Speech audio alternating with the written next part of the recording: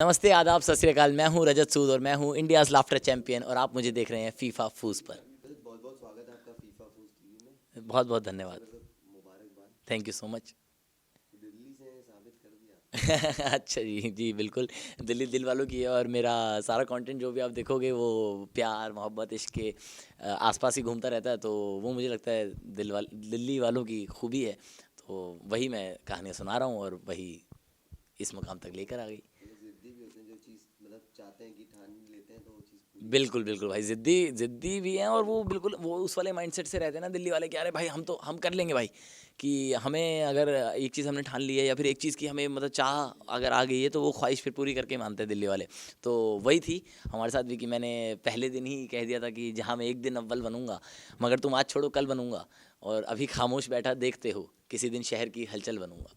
तो तो वो सफ़र कैसा था, सुहाना या फिर बहुत प्यारा यार, बहुत प्यारा सफ़र था। मतलब मैं अब पलट कर देखता हूँ तो मुझे ऐसा लगता है यार मैं कितना कुछ सीख लिया यार इस सफ़र में, और कितने तजुर्बे ऐसे थे जो मैं पहली बार हासिल किए। मतलब जैसे एक होता ना कि जैसे स्टेज पर आप हो तो ये एक तरह का एक्सपीरियंस है जो आप बहुत जगह ले चुके हो, लेकिन सेट पर होना और उस कंपटीशन की वाइब में परफॉर्म करना, इतने बड़े बड़े लोग जब सामने बैठे हों, बॉलीवुड से लोग आते थे, गेस्ट आते थे, शेखर सर, अर्चना मैम, जिनको आप हमेशा से पर्दे पर देखते आए हो, और इतने रोशेल थी, मतलब अलग अलग सेलिब्रिटी गेस्ट आते थे, कॉमेडी सरपंच आते थे, सुनील ग्रोवर सर आए, राजू श्रीवास्तव सर आए। सो उन लोगों के आगे, उन लोगों के सामने परफॉर्म करना जिनको आपने हमेशा पर्दे पे देखा और आपने उनकी कला को सिर्फ as an audience, as a viewer देखा, और अब आपको मौका मिला आप उनके आगे परफॉर्म करो, तो वो अपने आप में बहुत एक्साइटिंग फीलिंग, बहुत ही फुलफिलिंग इमोशन था। अच्छा, जैसे बहुत सारे शोज आते हैं तो सीजन सीजन वाइज आता है, ठीक जी है। जी जी लेकिन फर्स्ट सीजन का जब जो भी विनर होता है, बिल्कुल। That is history. हाँ जी हमेशा बिल्कुल। याद किया जाता है, बेशक जब भी बेशक। आप सर्च करो तो नाम फर्स्ट आता है। सीज़न, हाँ। सो उसके लिए क्या कहना चाहेंगे, क्योंकि आपने तो यार मैं उसके लिए कहना चाहूँगा कि सबसे पहले तो मैं बहुत आभारी हूँ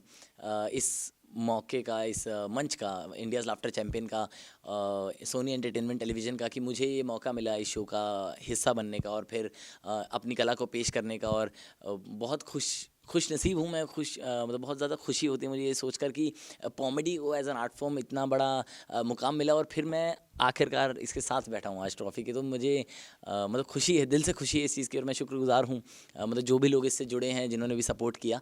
सो पहला मतलब ऑब्वियसली सर पहला सीज़न है तो उसका एक इतिहास रहता है ना। तो वो मैं ओपन हूँ इस चीज़ को लेकर कि चलो देखते हैं आगे क्या काम करने को मिलेगा, क्या क्या अपॉर्चुनिटीज़ और होंगी। तो वेरी एक्साइटेड, वेरी हैप्पी। अच्छा, अगर बाहर बात करें तो जैसे ओपन शोज जो करते हैं जी। वहाँ पे यू हैव फ्रीडम, आप वहाँ पे दिल खोल के सब चीज़ें कर हाँ सकते जी। हैं। बट आप किसी चैनल के लिए किसी हाँ। मंच पे आप जब रिप्रेजेंट करते हैं तो बिल्कुल बहुत सारे फॉर्मेट, उसके फॉर्मेट्स होते हैं, बिल्कुल। बहुत सारी रिस्ट्रिक्शंस हाँ चीज़ें जी होती हैं हाँ जो जी। आपको, तो हाँ। आपने अपने अंदर क्या कुछ चेंजेस किया शो को लेकर के, या फिर क्या कुछ फ्रीडम आपको मिली सोनी की सो तरफ से? हाँ सर, बहुत सी चीज़ें, मतलब मुझे ऐसा लगता है कि कला आप कहीं भी पेश करें वो एक ढांचे में ढालनी पड़ती है आपको, है ना। मतलब उसका एक स्ट्रक्चर होता है कि, और हर हर ऐसा नहीं है कि अभी समाज बदल गया है, कि अभी रिस्ट्रिक्शन आ गई हैं, या फिर अभी हो गए, पहले से ही है। मतलब वो हर समाज में बस ये था कि different types of restriction, different types of बंदिशें रहती हैं। तो और एक कलाकार होने के नाते मुझे लगता है ये हमारा फ़र्ज़ है कि उन बंदिशों के तहत मैं अपनी कला को पेश करूं। तो वो शो पे तो बहुत फ्रीडम था, बहुत अच्छा।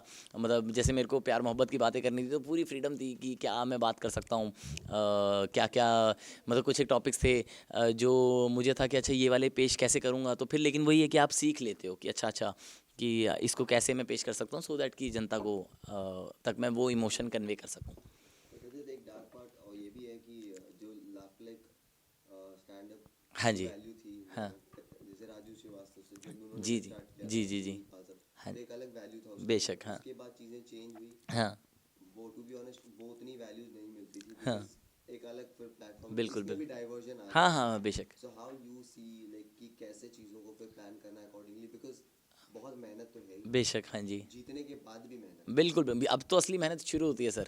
तो मुझे ऐसा लगता है कि वैल्यू हमेशा से रही है इस आर्ट फॉर्म की, क्योंकि हंसना किसे नहीं पसंद। मतलब मेरे ख्याल से 135 करोड़ हमारी आबादी है, और आपके मुश्किल से कोई एक शख्स निकलेगा जो कहेगा कि यार मुझे हंसना पसंद नहीं है ना। तो ऑब्वियसली अगर हर किसी को हंसना पसंद है और आपका काम दूसरों को हंसाने का है, तो मैं नहीं मानता कि इस चीज़ की कीमत नहीं है या फिर कभी वैल्यू घटी है।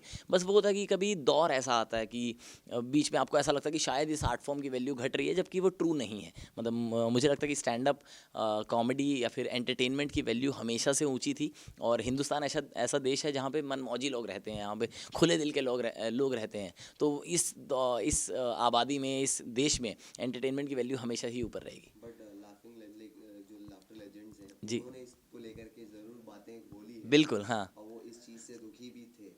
सर मैंने अभी तक अपने मतलब पर्सनल लाइफ में ये चीज़ एक्सपीरियंस नहीं की है, तो मतलब मेरे को हमेशा से मतलब जहाँ भी मैंने पेश की है इस आर्ट को, जहाँ भी मैंने अपनी आर्ट शोकेस की है, मुझे हमेशा पॉजिटिव रिस्पांस रहा है। तो मैंने पर्सनली फील नहीं किया है। शायद अगर मैं आगे करूँ तो मैं बिल्कुल इस बात पर बात करना चाहूँगा। अच्छा, राजू श्रीवास्तव की हेल्थ को लेकर के आपको शायद पता होगा सर जी जी जी, तो मैं उस चीज़ पर बस ये, आपने। हाँ, तो राजू सर से हम सेट के दौरान मतलब शो के दौरान मुलाकात हुई थी, और मतलब वो बहुत प्यारा दिन था, क्योंकि हम रिहर्सल वगैरह कर रहे हैं और फिर एकदम से हमें पता लगा कि राजू सर सेट पर है। तो राजू सर के साथ हम बैठे, और वो वही कहानियाँ, मतलब फिर मेरे को उस दिन उनसे मिलकर ये एहसास हुआ कि अरे यार, ये बंदा वैसे ही परफॉर्म करते रहते हैं। मतलब वो नॉर्मली भी बैठे हैं तो बता रहे हैं कि अरे अभी मैं क्या हुआ, मैं वहाँ गया और वहाँ पे एक बंदे मेरे को मिले, तो मैंने उनसे ये बोला, और फिर उसमें भी वो 3 तरह के किरदार की आवाज़ें निकाल के दिखा रहे हैं और हम बस हंस रहे हैं। तो बड़ा प्यारा दिन था, और मतलब वो मेरा ऐसा मानना है कि जो भी कलाकार हैं जो एक मुकाम हासिल कर चुके हैं और इतने तमाम जनता तक पहुंच चुके हैं, उनको सुनना ही आपके लिए बहुत अच्छी चीज़ होती है। आपके लिए बहुत मतलब आपको ज्ञान मिलता रहता है। ऐसा लगता है कि हाँ भाई, ये नदी बहती रहे तो उतना अच्छा है, थोड़ा बहुत हम भी छींटे मार लेंगे, ऐसा वाला सीन रहता है। तो राजू सर से ये के साथ बैठने का मौका मिला, बहुत कुछ सीखने का मौका मिला, उनका परसेप्शन जानने का मौका मिला कि उनका सफ़र कैसा था, वो अपनी जर्नी के बारे में बता रहे थे। तो मेरी बस दिल से यही दुआ है कि वो जल्दी से जल्दी ठीक हों, और मुझे उनको फिर से किसी मंच पर देखने का मौका मिले और हंसने का मौका मिले। अच्छा, लास्टली अब क्या कुछ करने वाले हैं रजत? लाइक क्या कुछ एक्सप्लोर करेंगे तो इस चमचमाती ट्रॉफी इस चमचमाती ट्रॉफी के साथ तो सबसे पहले मैं अपना इंडिया टूर करना चाहूँगा, कि डिफरेंट सिटीज़ में मैं शोज़ डालूँगा, और जहाँ भी आप लोग को मौका मिले, आप लोग अगर जिस भी सिटी में हो तो आप लोग मेरे से जुड़े रहिए, और जिस भी सिटी में मैं आऊँगा आप आइए और मेरा शो देखिए। और उसके अलावा मैं जैसे गज़लें लिखता हूँ, तो मेरे मतलब ख्वाब तो हैं ही कि तो क्यों ना एक किताब छाप दी जाए, और गीत लिखता हूँ तो क्यों ना गाने निकाल दिए जाए, और एक्टिंग करता हूँ तो क्यों ना वहाँ भी एक्सप्लोर कर लिया जाए। तो मतलब वही है कि डोमेन्स खुले हुए हैं। होस्ट करने का मुझे बहुत शौक है, मतलब चीज़ें, मैं बहुत सारे शोज़ होस्ट करता हूँ, तो वहाँ भी डोमेन खुला है। तो मतलब मैं बहुत ओपन टू वर्क हूँ। देखता हूँ कि जैसा जैसा मौका मिलता रहेगा, जैसे जैसे चीज़ें बढ़ती रहेंगी, मैं काम करता रहूँगा। Any two best lines any two best lines please कर दो, या कुछ भी। तो मैं एक शेर मैंने लिखा था कि हर एक दिन के कर्म से पेड़ की बुनियाद बनती है, कि हर एक दिन के कर्म से पेड़ की बुनियाद बनती है, इरादे नेक हों तो ज़िंदगी फौलाद बनती है। बेहद शुक्रिया, thank you so much. Thank you so much, बहुत अच्छा लगा। एक आईडी दे दो, फीफा। अच्छा, फीफा फूज ना।